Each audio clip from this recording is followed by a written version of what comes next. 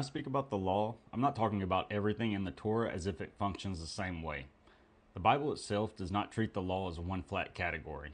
There are different kinds of laws with different purposes. This is where scholars like Jacob Milgrom are actually useful, even though Scripture goes much further than his framework. So, a quick background: Jacob Milgrom was one of the leading Jewish scholars on Leviticus, and he spent decades studying how the law in the Torah functions, especially around sacrifices, purity, and holiness. Even if you disagree with this theology, his structural distinctions are solid and widely respected. Milgrom identified two major legal streams in the Torah, what scholars call P laws and H laws. Now, here's the part that most Christians miss. First, the P laws, the priestly laws.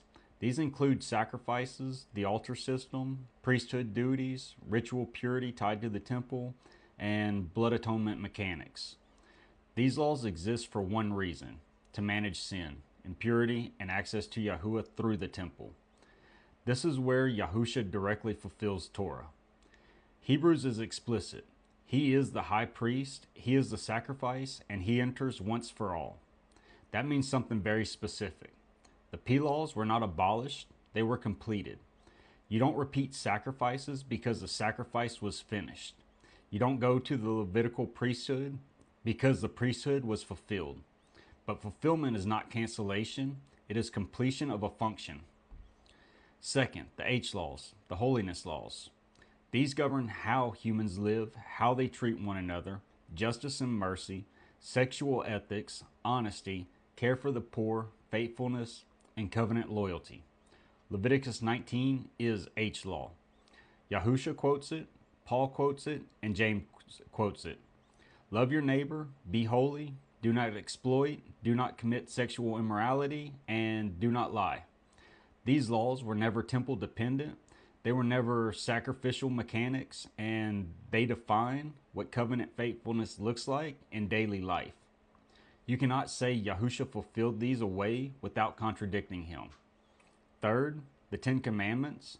They are not a separate moral system, they are the covenant constitution. The H laws expand them. Yahusha internalizes them, and he doesn't lower the standard, he raises it. Murder becomes anger, adultery becomes lust, obedience moves from surface behavior to the heart. That is not abolishing the law, that is deepening it.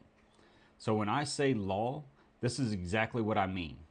P law was fulfilled by Yahusha, H law remains as covenant instruction.